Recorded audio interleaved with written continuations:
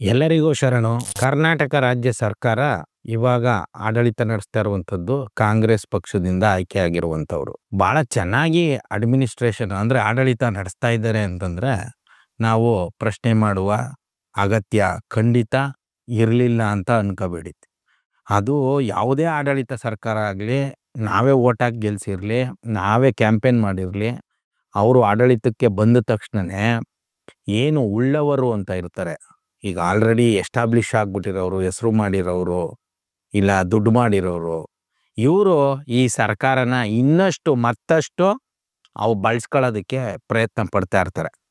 ಹಾಗಾಗಿ ನಾವು ಎಷ್ಟೇ ಹತ್ತಿರದಿಂದ ಕಂಡಿರುವಂಥ ರಾಜಕಾರಣಿಗಳು ಕೂಡ ಅವರ ಕೈಗೊಂಬೆಯಾಗಿ ವರ್ತಿಸ್ತಾ ಇರ್ತಾರೆ. ಯಾಕಂದರೆ ಅವ್ರಿಗೂ ಕೂಡ ಭಯ ಇರುತ್ತೆ, ಮುಂದಿನ ಚುನಾವಣೆಯಲ್ಲಿ ನನ್ನ ಬದಲು ಇನ್ಯಾರನ್ನಾದರೂ ಎಲೆಕ್ಟ್ ಮಾಡಿಬಿಟ್ರೆ ನಾನು ಮೆಡೆಗಾರಿಕೆ ಮಾಡೋಕ್ಕಾಗಲ್ಲ. ಇದಿಷ್ಟೇ, ಅವ್ರದ್ದು ಇನ್ನೇನು ಒಳ್ಳೇದು ಮಾಡಬೇಕು ಅನ್ನೋದೇನು ಇಲ್ಲ. ಹಾಗಾಗಿ ಇವ್ರ ಕೈಲಿ ಒಳ್ಳೇದು ಮಾಡಿಸೋದಕ್ಕೆ ತಾಕತ್ತಿರುವಂಥದ್ದು ಜನಸಾಮಾನ್ಯರಿಗೆ ಮಾತ್ರ. ಈ ಜನಸಾಮಾನ್ಯರು ಎಲ್ಲ ಬೇಡ, ಪಾಪ ಕೂಲಿನಲ್ಲಿ ಮಾಡ್ಕೊಂಡು ಆಟೋ ಹೊಡ್ಕೊಂಡು ಬದುಕ್ತಾ ಇರ್ತಾರೆ, ಬೇರೆ ಬೇರೆ ಕೆಲಸಗಳು ಮಾಡ್ಕೊ ಬದುಕ್ತಾ ಇರ್ತಾರೆ. ಎಲ್ಲರೂ ಧನಿ ಆಗಬೇಕು ಅನ್ನುವಂಥದ್ದು ಏನು ಅಗತ್ಯ ಇಲ್ಲ. ಕೆಲವು ವ್ಯಕ್ತಿಗಳಾದ್ರೂ ಕೂಡ ಎಲ್ಲ ಸೆಕ್ಟ್ರಿಂದ ಅವ್ರನ್ನ ರೆಪ್ರೆಸೆಂಟ್ ಮಾಡಬೇಕು, ಎಲ್ಲರನ್ನು ಕೇಳಿಸ್ಕೋಬೇಕು. ಯಾರ ಹತ್ರ ಇಲ್ವೋ ಅಂದರೆ ದಮನಿತರ ಪರವಾಗಿ ದನಿ ಮಾಡಬೇಕು. ಕೇಳಿಸ್ಕೊಳ್ಳೋದು ಎಲ್ಲಾದ್ರೂ ಕೇಳಿಸ್ಕೊಳ್ಳಿ. ಆದರೆ ಈಗ ಹೆಚ್ಚು ಏನಾಗ್ಬಿಟ್ಟಿದೆ, ಸರ್ಕಾರದ ಭಾಗ ಆಗಿರೋರು ಅಷ್ಟೇ, ಇನ್ನು ಹೋರಾಟಗಾರರು ಅಷ್ಟೇ ಉಳ್ಳವರ ಪರ ನಿಲ್ತಾ ಇದ್ದಾರೆ. ಈ ಉಳ್ಳವರ ಪರ ಯಾಕೆ ಅಂತಂದರೆ ಅವರ ವೈಯಕ್ತಿಕ ಅಭಿವೃದ್ಧಿಗೋಸ್ಕರ, ವೈಯಕ್ತಿಕ ಹೆಸರಿಗೋಸ್ಕರ, ವೈಯಕ್ತಿಕವಾಗಿ ದುಡ್ಡು ಮಾಡೋದಕ್ಕೋಸ್ಕರ ನಿಲ್ತಾ ಇದ್ದಾರೆ. ಇಲ್ಲಿ ಇವತ್ತಿನ ರಾಜ್ಯ ಸರ್ಕಾರ ಮಾತ್ರ ಅಲ್ಲ, ಇಲ್ಲ ಇವತ್ತಿನ ಇಂಡಿಯಾ ಸರ್ಕಾರ ಮಾತ್ರ ಅಲ್ಲ, ಮೊದಲಿಂದನೂ ಒಂದು ಕಡೆ, ಒಂದು ಊರು ಧರ್ಮಸ್ಥಳ ಅನ್ನುವಂಥ ಕಡೆ ಕಳೆದ 50 ವರ್ಷದಿಂದ ಯಾವುದೇ ಸರ್ಕಾರ ಬರಲಿ, ಯಾವುದೇ ರಾಜಕಾರಣಿಗಳು ಬರಲಿ, ಎಲ್ಲರೂ ಅವ್ರ ಹತ್ರ ಹೋಗಿ ಭಿಕ್ಷುಕರಂತೆ ಕೈಗೆ ಕಾಲಿಗೆ ಬಿದ್ದು ನಿಲ್ತಾ ಇದ್ದಾರೆ. ಯಾಕೆ? ಅಲ್ಲೇನಾದ್ರೂ ಒಳ್ಳೇದು ನಡೀತಾ ಇದ್ರೆ ಇದನ್ನೆಲ್ಲ ನಾವು ಪ್ರಶ್ನೆ ಮಾಡೋ ಅಗತ್ಯ ಇರಲಿಲ್ಲ. ಅದೇನು ನಿಜನೋ ಸುಳ್ಳೋ ಒಂದು ಗೊತ್ತಾಗಲ್ಲ. 3 ದಿನಕ್ಕೆ ಒಂದು ಹೊಸ ಕತೆಗಳನ್ನ ಹೇಳ್ತಾರೆ. ಈಗ ಇತ್ತೀಚೆಗೆ ಯಾರೋ ಒಬ್ಬರು ಬಂದು ನಾನು ಅಲ್ಲಿ 100 ಶವಗಳನ್ನ ಊತಿಟ್ಟಿದ್ದೀನಿ, ಎಲ್ಲ ಮಹಿಳೆಯರ ಶವ, ಈ ಥರ ಎಲ್ಲ ಹೇಳ್ತಾರೆ. ಅದನ್ನು ಆಧರಿಸಿ ಮತ್ತಾರೋ ಯೂಟ್ಯೂಬ್ ವಿಡಿಯೋಗಳನ್ನ ಮಾಡ್ತಾರೆ, ಅದರಲ್ಲಿ ಭಾಳ ರಂಜನೀಯವಾಗಿ ಕತೆನ ಹೇಳ್ತಾರೆ. ಈ ಥರ ಇರುವಾಗ ಕೆಲವು ಸೋಷಿಯಲ್ ಮೀಡಿಯಾಗಳಲ್ಲಿ ವಿಡಿಯೋಗಳೆಲ್ಲ ಓಡಾಡುತ್ತೆ. ಅವ್ರು ಯಾರನ್ನೋ ಮಾಸ್ಕ್ ಹಾಕೊಂಡು ಕೋರ್ಟು ಕರ್ಕೊಬಂದರು, ಅಲ್ಲಿ ಲಾಯರ್ಗಳು ಕೂಡ ಇರೋಕ್ಕೆ ಬಿಡಲಿಲ್ಲ, ಜಡ್ಜು ಮತ್ತು ಆ ವ್ಯಕ್ತಿ ಜೊತೆನೇ ನಡೀತು, ಈ ಥರದ್ದೆಲ್ಲ. ಇನ್ನು ಮುಖ್ಯವಾದ ಮಾಧ್ಯಮಗಳು, ಇಲ್ಲಿ ಮುಖ್ಯವಾದ ಮಾಧ್ಯಮಗಳು ಅಂದ ತಕ್ಷಣವೇ ಅವರೇನೋ ಭಾಳ ಗ್ರೇಟು ಅಂತಲ್ಲ, ಅದೊಂದು ಟೆಕ್ನಾಲಜಿನ ಬಳಸಿ ಬಂಡವಾಳ ಹಾಕಿ ಕ್ಯಾಪ್ಚರ್ ಮಾಡ್ಕೊಬಿಟ್ಟವ್ರು ಹೆಚ್ಚು ಜನಕ್ಕೆ ತಲುಪೋ ರೀತಿಲಿ.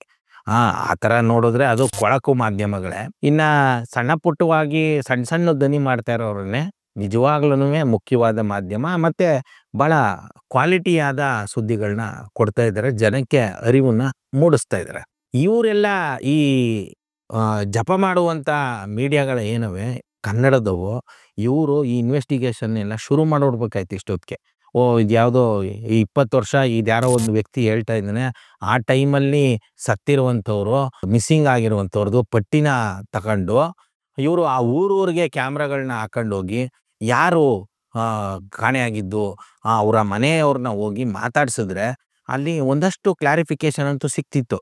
ಈ ಥರ ಇರುವಾಗ ಈ ಸರ್ಕಾರ ಏನು ಮಾಡಬೇಕು? ಈ ಥರ ಊಹಾಪೋಹಗಳಿಗೆ ನಾವು ದಂಡ ವಿಧಿಸ್ಬಿಡ್ತೀವಿ, ನಾವು ಶಿಕ್ಷೆ ಕೊಟ್ಬಿಡ್ತೀವಿ ಅಂತ ಸುಮ್ಮನೆ ಪೇಪರ್ ಡೈಲಾಗ್ಗಳನ್ನ ಪೇಪರ್ ಟೈಗರ್ ಥರ ಕೊಡ್ತಾ ಇರ್ತಾರೆ. ಇನ್ನು ಗೃಹ ಸಚಿವರಂತೂ ಈ ವಿಚಾರವಾಗಿ ಕೇಳಿದ್ರೆ ಯಾರೋ ಲಾಯರ್ ಕೊಟ್ಟಿದ್ದಾರೆ, ಯಾವ ವ್ಯಕ್ತಿ ಹೇಳಬೇಕು, ಈ ಥರದ್ದು ಉಡಾಫೆ ಉತ್ತರಗಳನ್ನ ಕೊಡ್ತಾರೆ.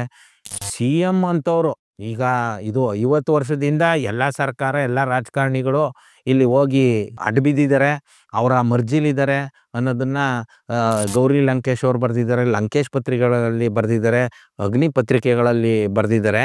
ಅವತ್ತಿನ ದಿಟ್ಟ ಪತ್ರಕರ್ತರೆಲ್ಲ ಇದನ್ನೆಲ್ಲ ರಿಪೋರ್ಟ್ ಮಾಡಿದ್ದಾರೆ. ಅಂಥದ್ರಲ್ಲಿ ಇತ್ತೀಚೆಗೆ ನಾವು ಇವರೊಬ್ರು ಗುಡ್ ಅಡ್ಮಿನಿಸ್ಟ್ರೇಟರಪ್ಪ, ಇವರು ಇಡೀ ರಾಜ್ಯನ ಒಂದು ಒಳ್ಳೆ ರೀತಿಲಿ ತಗೊಂಡೊಯ್ತಾರೆ ಅಂತೆಲ್ಲ ನಂಬಿರುವಂತ CM ಕೂಡ ಹೋಗಿ ಬಟ್ಟೆ ಬಿಚ್ಕೊಂಡು ನಿಂತ್ಕೊಳ್ತಾರೆ. ಈಗಿರುವಾಗ ಯಾವ ರೀತಿ ನ್ಯಾಯ ಸಿಗುತ್ತೆ ಅಂತ ಹೋರಾಡ್ಬೇಕು. ಮತ್ತೊಂದ್ ಕಡೆ ಏನ್ ಹೇಳ್ತಾರೆ ಜನ, ಈಗ ಈ ತರ ಎಲ್ಲ ಆಗ್ಬಿಡ್ತು, ಹಾಗಾಗಿ ಧರ್ಮಸ್ಥಳದ್ದು ಸಾಲನೇ ಕಟ್ಟಬೇಡಿ, ಆ ಸಂಘಗಳಲ್ಲಿ ತಗೊಂಡಿರ್ತಾರೆ ಹಳ್ಳಿಗಳಲ್ಲಿ ಸಾಲನೇ ಕಟ್ಟಬೇಡಿ, ಈಗ ಮನ್ನಾ ಮಾಡ್ಬಿಡ್ತಾರೆ, ಅವರೆಲ್ಲ ಅನ್ಯಾಯ ಮಾಡ್ಬಿಟ್ಟಿದ್ದಾರೆ, ಈ ತರದನ್ನ ಹೇಳ್ತಾರೆ. ಈ ತರ ಇಡೀ ಊರೇ ಇಡೀ ರಾಜ್ಯನೇ ಒಂದು ರೀತಿ ವಿಚಿತ್ರವಾದ ಸುದ್ದಿಗಳಿಗೆ ಬಲಿಯಾಗ್ತಾ ಇರುವಾಗ ಈ ಸರ್ಕಾರ ಇದಕ್ಕೆ ದಿಟ್ಟವಾದ ನಡೆನ ಯಾಕೆ ತಗೊಳ್ತಾ ಇಲ್ಲ? ಇಂಗ್ಲಿಷ್ ಮೀಡಿಯಾಗಳಲ್ಲಿ ಕೆಲವು ತೋರಿಸ್ತಾ ಇದ್ದಾರೆ, ಅದು ನಿಜವಾಗ್ಲೂ ಅಲ್ಲಿದೆ ವಿಡಿಯೋನೋ ಎಲ್ಲಿ ವಿಡಿಯೋನೋ ಗೊತ್ತಿಲ್ಲ. ಅದೆಲ್ಲೋ ಕತ್ಲೆಯಲ್ಲಿ ಹೋಗ್ತಾರೆ, ಇಲ್ಲಿ ಬುರ್ಡೆ ಸಿಕ್ಬಿಡ್ತು ನೋಡಿ, ಇಲ್ಲಿ ಅಗದು ತೆಗ್ದಿದ್ದಾರೆ ಅಂತಾರೆ. ಅದ್ಯಾಕೆ ಕತ್ಲೆಯಲ್ಲಿ ಹೋಗಿ ಅಗಿಬೇಕು? ಅದು ನಿಜವಾದ ವಿಡಿಯೋನಾ? ಗೊತ್ತಿಲ್ಲ.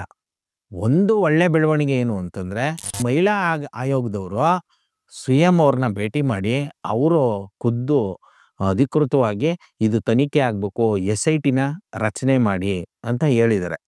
ಈ ರೀತಿ ಅಥೆಂಟಿಕೇಟೆಡ್ ಆಗಿ ಇನ್ವೆಸ್ಟಿಗೇಷನ್ ನಡಿಬೇಕು. ಇದೆಲ್ಲದಕ್ಕೂ ಈ ಗೊಂದಲಗಳು ಉಪಯೋಗ ಆಗ್ತಾ ಇರೋದ್ರಲ್ಲಿ ಯಾವುದೇ ಅನುಮಾನ ಇಲ್ಲ. ಆದರೆ ಗೊಂದಲಗಳನ್ನ ಸೃಷ್ಟಿ ಮಾಡೋದು ಬೇಡ. ಇನ್ನ ವಾಚಮಗೋಚರವಾಗಿ ನಿಂದಿಸುವಂಥದ್ದು ಈ ಥರದ್ದು ಬೇಡ. ಇದು ಇನ್ನ ಒಂದು ದೊಡ್ಡ ಬೆಳವಣಿಗೆ ಏನು ಅಂತಂದ್ರೆ, ಈ ಮುಸುಗುಧಾರಿ ವ್ಯಕ್ತಿ ಯಾರೋ ಬಂದು ನಾನು ಊತಿಟ್ಟಿದ್ದೀನಿ ಅಂತೆಲ್ಲ ಹೇಳಿದ್ಮೇಲೆ ಆ ಗ್ರಾಮ ಪಂಚಾಯಿತಿ ಉಪಾಧ್ಯಕ್ಷ ಅಧ್ಯಕ್ಷರು ಲೇಡಿ ಇದ್ದಾರೆ, ಇವರು ಕೂತ್ಕೊಂಡು ಪ್ರೆಸ್ ಮೀಟ್ ಮಾಡಿದ್ದಾರೆ. ಹೌದು, ನಾವೇನೇ ಊತಿಡ್ಸಿದೀವಿ ಇಲ್ಲಿ ಅನಾಥ ಶವಗಳನ್ನೆಲ್ಲ ಅಂತೆಲ್ಲ. ಈ ರೀತಿ ಕಾನೂನಲ್ಲಿ ಇದೆಯಾ? ಅವ್ರದ್ದೆಲ್ಲ ಫೋಟೋಸ್ ಇದೆಯಾ? ಡೀಟೇಲ್ಸ್ ಇದೆಯಾ? ಇದನ್ನೆಲ್ಲ ಕೇಳ್ಬೇಕಾಯ್ತದಲ್ಲ. ಅವರೇ ಬಾಯ್ಬಿಟ್ಟು ಹೇಳ್ತಾ ಇರುವಾಗ ಅವ್ರನ್ನ ಇಮಿಡಿಯೇಟು ಅರೆಸ್ಟ್ ಮಾಡಿ ತನಿಖೆ ಮಾಡ್ಬೇಕಲ್ವಾ? ಸುಮ್ಮನೆ ಹಂಗೆ ಬಿಟ್ಬಿಟ್ರೆ ಇದು ಬಹಳ ದುರ್ಬಲವಾದ ಸರ್ಕಾರ ಅಂತ ಖಂಡಿತ ಅನ್ಕೋಬೇಡಿ. ಇವರು ಉಳ್ಳವರ ಪರ ನಿಂತಿರುವಂತ ಸರ್ಕಾರ. ಇದೊಂದೇ ವಿಚಾರ ಅಲ್ಲ, ಸಿಗಂದೂರು ಬ್ರಿಡ್ಜು ಅದು ಕರ್ನಾಟಕದಲ್ಲಿದೆ. ಇವರು ಯಾರು ಓಪನ್ ಮಾಡ್ಬೇಕದ್ನ? ಕರ್ನಾಟಕ ರಾಜ್ಯ ಸರ್ಕಾರದ ಮಂತ್ರಿಗಳು, MLAಗಳು, CM ಇವರೆಲ್ಲ ಇರಬೇಕು. ಅದು ಹೆಂಗೆ? ಕೇಂದ್ರ ಸರ್ಕಾರದವರು ಅದಕ್ಕೆ ಫಂಡ್ ಕೊಟ್ಬಿಡ್ತಾರೆ. ಎಲ್ಲಿಂದ ತಂದು ಕೊಟ್ಬಿಡ್ತಾರೆ? ನಾವು ಕಟ್ಟುವ ಟ್ಯಾಕ್ಸ್ ಅಲ್ಲೇ ತಾನೇ ಅವರು ಈ ಸೆಂಟ್ರಲ್ ಗೌರ್ಮೆಂಟ್ ಏನೋ ನಡ್ಸ್ಕೊಯ್ತಾ ಇರೋದು, ಈ ವ್ಯವಸ್ಥೆ ನಡ್ಸ್ಕೊಯ್ತಾ ಇರೋದು. ಅದು ಅವ್ರ ಫಂಡ್ ಅಂತೆ. ಅದಕ್ಕೆ ಅವ್ರು ಯಾವುದೋ ಅವರ ಅಧಿಕಾರಿ ಬಂದ್ಬಿಟ್ಟು, ಅವರ ಮಿನಿಸ್ಟ್ರು ನಿತಿನ್ ಗಡ್ಕರಿ ಬಂದ್ಬಿಟ್ಟು ಓಪನ್ ಮಾಡ್ಬಿಡ್ತಾರಂತೆ. ಅಲ್ಲಿ ಆ ಉಸ್ತುವಾರಿ ಸಚಿವ, ಆ ಜಿಲ್ಲೆಯ ಶಿವಮೊಗ್ಗ ಜಿಲ್ಲೆಯ ಉಸ್ತುವಾರಿ ಸಚಿವ ಕೂಡ ಇಲ್ಲ. ಅವ್ರು ಯಾಕ್ರಿ ಕರಿಬೇಕು ನಿಮ್ಮನ್ನ? ನೀವು ಕಡಿವಾಣ ಹಾಕ್ಬೇಕಲ್ಲ ಅವ್ರಿಗೆ. ಆಮೇಲೆ CM ಅವ್ರು ಹೇಳ್ತಾರೆ, ನಾನು ಪತ್ರ ಬರೆದಿದ್ದೆ ಗಡ್ಕರಿ ಅವ್ರಿಗೆ ಡೇಟ್ ಪೋಸ್ಟ್ಪೋನ್ ಮಾಡಿ ಅಂತ. ಅವ್ರು ಒಪ್ಕೊಂಡಿದ್ರು, ಆದರೆ ಸ್ಥಳೀಯ BJP ನಾಯಕರು ಈ ಥರ ಮಾಡ್ಬಿಟ್ಟಿದ್ದಾರೆ. ಮತ್ತು ಅದನ್ನ ಯಾಕೆ ಕನ್ಸಿಡರ್ ಮಾಡ್ತೀರಿ? ಪ್ರೈವೇಟ್ ಆಗಿ ಈಗ ಯಾವುದೋ ಒಂದು ಬಿಲ್ಡಿಂಗು ಏನೋ ಇರ್ತದೆ, ನಾವು ಸಾಮಾನ್ಯರು ಹೋಗಿ ನಾವು ಪೂಜೆ ಮಾಡ್ಕೊಳ್ತೀವಿ, ಮತ್ತೊಂದು ಮಾಡ್ತೀವಿ, ಅದನ್ನ ಅಧಿಕೃತ ದಾಖಲೆಗೆ ಸೇರಿಸ್ಬಿಡ್ತೀರಾ? ಇವತ್ತು ಓಪನ್ ಆಯಿತು ಅಂತ ಆ ಕಾರ್ಯಕ್ರಮನೇ ವಜಾ ಮಾಡಿ. ಇದು ಅಧಿಕೃತ ಅಲ್ಲ. ರಾಜ್ಯ ಸರ್ಕಾರ, ಈ ಕನ್ನಡ ನಾಡಿನ ಸರ್ಕಾರ, ಸ್ವಾಯತ್ತತೆ ಇದೆ ನಮಗೆ.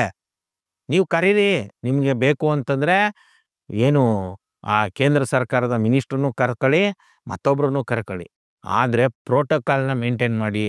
ಇದು ಮತ್ತೆ ಒನ್ಸ್ ಅಗೇನ್ ಏನು ತೋರಿಸ್ತಾ ಇದೆ? ಇವರು ದುರ್ಬಲ ಅಂತಲ್ಲ, ಇವರು ಉಳ್ಳವರ ಪರ ನಿಂತಿದ್ದಾರೆ. ಯಾರು? ಯಡಿಯೂರಪ್ಪ ಆ್ಯಂಡ್ ಸನ್ಸ್ ಪರ ನಿಂತಿದ್ದಾರೆ. ಏನೋ ಅವರು ಅದು ಅವರ ಕ್ಷೇತ್ರ, ಅವ್ರು ಮಾಡ್ಕೊಳ್ಳಿ. ಜಾಗೀರ್ದಾರಿ ಬಿಟ್ಬಿಟ್ಟವ್ರೆ. ರಿಪಬ್ಲಿಕ್ ಆಫ್ ಬಳ್ಳಾರಿ ಅಂದ್ಬಿಟ್ಟು ತೋಳ್ ತಟ್ಕ ಹೋಗ್ಬಿಟ್ರಲ್ಲ, ಅದಲ್ಲ. ಇದೊಂದು ಅಡ್ಜಸ್ಟ್ಮೆಂಟ್ ರಾಜಕೀಯ.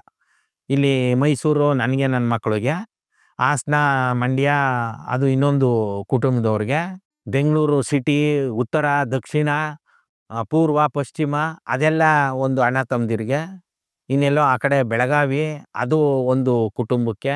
ಈ ಥರ ಇವರು ಪಾಳೆಗಾರಿಕೆಗಳು ಹಂಚ್ಕೊಬಿಟ್ಟವ್ರೆ. ಅದು ಯಾವ ಪಕ್ಷದವ್ರ ಆಗಿರಲಿ, ಎಲ್ಲ ಒಂದು ಅಡ್ಜಸ್ಟ್ಮೆಂಟ್. ಇದರಿಂದ ಯಾವುದು ಯಾರಿಗೆ ಲಾಸು? ಜನಸಾಮಾನ್ಯರಿಗೆ ಲಾಸು. ಒಕ್ಕೂಟ ವ್ಯವಸ್ಥೆ ದುರ್ಬಲ ಆಗೋದು ಕೇವಲ ಕೇಂದ್ರ ಸರ್ಕಾರದಿಂದ ಮಾತ್ರ ಅಲ್ಲ. ಈ ರೀತಿ ರಾಜ್ಯ ಸರ್ಕಾರ ನಡೆದುಕೊಳ್ಳುವ ಈ ನಡವಳಿಕೆಯಿಂದ ಕೂಡ ಒಕ್ಕೂಟ ವ್ಯವಸ್ಥೆ ದುರ್ಬಲ ಆಗುತ್ತೆ. ನೋಡಿ, ತಮಿಳುನಾಡಿನ chief minister Omar Abdullah, elected chief minister, ಕಾಶ್ಮೀರದವರು, ಅವ್ರನ್ನ ಸೆಂಟ್ರಲ್ ಆಫೀಸರ್ಸು ತಡೆದಿರೋದನ್ನ ಖಂಡಿಸಿದ್ದಾರೆ ಅವರು. ಇದು ಎಲ್ಲ ರಾಜ್ಯ ಸರ್ಕಾರಕ್ಕೂ ವಾರ್ನಿಂಗ್ ಇದು. ರಾಜ್ಯ ಸರ್ಕಾರಗಳನ್ನ ಇವರು ದುರ್ಬಲಗೊಳಿಸ್ತಾ ಇದ್ದಾರೆ ಅಂತ. ಅಂಥದ್ರಲ್ಲಿ ಇವರೇ ಬಿಟ್ಬಿಟ್ಟವ್ರೆ ಹಂಗೆ. ಮಾಡ್ಕೊಳ್ಳಿ, ಅದು ನಿಮ್ಮ ಜಾಗಿರಿ, ಅದು ಆ ಜಿಲ್ಲೆ ನಿಮಗೆ ಬಿಟ್ಬಿಟ್ಟಿದ್ದೀವಿ. ನಮ್ಮ ಪಕ್ಷ ಇವತ್ತು ಆಡಳಿತದಲ್ಲಿ ಇರ್ಬೋದು, ಆದರೆ ಅದು ನಿಮಗೆ, ನಿಮ್ಮ ಮನೆಯವ್ರಿಗೆ, ಅದು ಪಕ್ಷಕ್ಕೂ ಅಲ್ಲ, ಇಲ್ಲ ಅಲ್ಲಿ ಕಾರ್ಯಕರ್ತರಿಗೂ ಅಲ್ಲ. ಈ ರೀತಿಯ ದುಸ್ಥಿತಿಗೆ ಇವರು ತಗೊಂಡೋಗ್ತಾರೆ. ಇದರಿಂದ ಯಾರಿಗೆ ಸಮಸ್ಯೆ ಅಂದರೆ ಜನಸಾಮಾನ್ಯರಾದ ನಮಗೆ ಸಮಸ್ಯೆ, ಅಟಾನಮಿಯ ಸಮಸ್ಯೆ ಆಗ್ಬಿಡುತ್ತೆ, ಸ್ವಾಯತ್ತತೆಯ ಸಮಸ್ಯೆ ಆಗ್ಬಿಡುತ್ತೆ. ಹಾಗಾಗಿ ರಾಜ್ಯ ಸರ್ಕಾರ ಈ ಸಿಗಂದೂರು ಬ್ರಿಡ್ಜ್ ಓಪನಿಂಗ್ ಕಾರ್ಯಕ್ರಮ ಏನಿದೆ ಇದನ್ನ ಅಧಿಕೃತವಾಗಿ ಮಾಡಬೇಕು. ಈಗ ನಡೆದಿರುವಂಥದ್ದು ಅಧಿಕೃತ ಅಲ್ಲ. ಸಾಮಾನ್ಯರು ಯಾರು ಬೇಕಾದರೂ ಹೋಗಿ ಪೂಜೆ ಮಾಡ್ಬೋದ್ರಿ, ಅದಕ್ಕೆ ಯಾವ ಟೈಮ್ ಬೇಕಾಗಿಲ್ಲ, ನಿಮ್ಮನ್ನು ಕಾಯ್ಬೇಕಾಗಿಲ್ಲ. ಆ ರೀತಿ ಅದನ್ನು ಭಾವಿಸ್ಬೇಕಾಗತ್ತೆ. ಮತ್ತೊಂದು ಕಡೆ ಈಗೇನು ದೇವನಹಳ್ಳಿ ಹತ್ರ ಯಾವುದೋ ಭೂಮಿನ ವಶಪಡಿಸ್ಕೊಂಡು ಅಲ್ಲಿ ಏನೋ ನಾನು ಫ್ಯಾಕ್ಟ್ರಿ ಮಾಡಬೇಕು ಈ ಥರದ್ದೆಲ್ಲ ಮಾಡ್ತಾಯಿದ್ರು. ಅದಕ್ಕೆ ಈ ಬಿ ಪಾಟೀಲ್ ಅವರು ಎಂಥ ಉದ್ದಟತನದ ಮಾತುಗಳನ್ನ ಆಡ್ತಾರೆ ಅಂತಂದರೆ, ಏನ್ರಿ ಆ ಪ್ರಕಾಶ್ ರೈ ಅದೆಲ್ಲೋ ಅಲ್ಲೆಲ್ಲೋ ಬೇರೆ ಗುಜರಾತಲ್ಲಿ ಹೋಗಿ ಸ್ಟ್ರೈಕ್ ಮಾಡ್ತಾಯಿಲ್ಲ, ತಮಿಳ್ನಾಡಲ್ಲಿ ಮಾಡ್ತಾಯಿಲ್ಲ, ಇಲ್ಲಿ ಮಾತ್ರ ಯಾಕೆ ಮಾಡೋದು? ಏನು ನೀವು ಸಂಬಳ ಕೊಟ್ಟಿಟ್ಟಿದ್ದೀರಾ ಏನ್ರಿ? ನೀವು ತಿಂತಾ ಇರೋದು ನಮ್ಮ ಟ್ಯಾಕ್ಸ್ ದುಡ್ಡಲ್ಲಿ, ನೀವು ಮೆಡಗಾರಿಕೆ ಮಾಡ್ತಾ ಇರೋದು. ಹೇಳಿದ್ರೆ ನನಗೆ ಅಷ್ಟಿತ್ತು ಇಷ್ಟಿತ್ತು ಅಂಥವ್ರು ಅಲ್ಲೇ ಇರಬೇಕಾಗಿತ್ತು. ಈ ದುಡ್ಡು ಯಾಕೆ ಭತ್ಯೆಗಳನ್ನ ತಗೋತೀರಿ? ಅದರಲ್ಲಿ ಏನು ಬಗೆ ಊಟಗಳು ನಿಮಗೆ 3 ಹೊತ್ತೂ. ಹೋರಾಟಗಾರರು ಅವ್ರಿಗೆ ಇಷ್ಟ ಬಂದಂಗೆ ಹೋರಾಟ ಮಾಡ್ತಾರೆ. ನೀವು ಯಾರು ಅದನ್ನೆಲ್ಲ ಪ್ರಶ್ನೆ ಮಾಡೋಕ್ಕೆ? ನಿಮ್ಮ ಕೈಲಿ ಆಗ್ಲಿಲ್ವ ಆಡಳಿತ ಮಾಡೋದು? ಇಳಿದು ಹೋಯ್ತಾ ಇರ್ಬೇಕು. ಅದು ಬಿಟ್ಬಿಟ್ಟು ನೀವು ಯಾಕೆ ಅಲ್ಲಿ ಮಾಡಿಲ್ಲ ಇಲ್ಲಿ ಮಾಡಿಲ್ಲ, ನೀವ್ಯಾರು ಅದನ್ನೆಲ್ಲ ಕೇಳೋಕ್ಕೆ ಸಾಮಾನ್ಯನ? ಹಾಗಾಗಿ ನೋಡಿ, ಅಲ್ಲೂ ಕೂಡ ಮುಖಭಂಗ ಆಯಿತು. ಈಗ ಮುಖ್ಯಮಂತ್ರಿ ಅವರೇ ಅದನ್ನು ಹಿಂಪಡೆದ್ಬಿಟ್ರು. ಇಲ್ಲ, ಇದನ್ನು ನಾವು ಕ್ಯಾನ್ಸಲ್ ಮಾಡ್ತೀವಿ ಈ ಯೋಜನೆನ ಅಂತ. ತುಂಬ ಕಡೆ ಅರ್ಬನೈಸೇಷನ್ ಮಾಡೋದಕ್ಕೇನೋ ಗ್ರಾಮ ಪಂಚಾಯತಿಗಳನ್ನೆಲ್ಲ ಸೇರಿಸ್ತಾ ಇದ್ದಾರೆ ಅಲ್ಲಿರುವ ತಾಲೂಕು ಕೇಂದ್ರಗಳಿಗೆ, ಜಿಲ್ಲಾ ಕೇಂದ್ರಗಳಿಗೆ. ಅದ್ರ ಬಗ್ಗೆ ಎಜುಕೇಷನ್ ಆದರೂ ಕೊಡಿ. ಆ ಅರ್ಬನೈಸೇಷನ್ ಯಾಕೆ ಆಗಬೇಕು, ನಗರೀಕರಣ ಯಾಕೆ ಆಗಬೇಕು ಅಂತ ಸುಮ್ಮನೆ ದಬ್ಬಾಳಿಕೆ, ರಿಯಲ್ ಎಸ್ಟೇಟ್ ಮಾಡ್ಕೋಬೋದು, ಅದೊಂದೇ ಮಾತಾಡೋದು. ರಿಯಲ್ ಎಸ್ಟೇಟು ಯಾರು ಮಾಡೋಕ್ಕೆ ಸಾಧ್ಯ? ಸಾಮಾನ್ಯರಿಗೆ ಏನಾದರೂ ರಿಯಲ್ ಎಸ್ಟೇಟ್ ಇದೆಯೇನ್ರಿ, ಭೂಮಿ ಇದೆಯೇನ್ರಿ? ಎಲ್ಲ ಇವರೊಂದು 350ರಿಂದ 400 ಕುಟುಂಬಗಳು ಕರ್ನಾಟಕದಲ್ಲಿ ಎಲ್ಲವನ್ನು ಕ್ಯಾಪ್ಚರ್ ಮಾಡಿ ಇಟ್ಕೊಂಡಿದೆ. ಹಾಗಾಗಿ ರಾಜ್ಯ ಸರ್ಕಾರ, ಕರ್ನಾಟಕ ರಾಜ್ಯ ಸರ್ಕಾರ ಅದು ಉಳ್ಳವರ ಪರ ಇದೆ. ಅದು ಈ ಕಾಂಗ್ರೆಸ್ ಆಗ್ಬೋದು, BJP ಆಗ್ಬೋದು, JDS ಆಗ್ಬೋದು, ಯಾವತ್ತಿಗೂ ಈ ರೀತಿ ಇರುತ್ತೆ.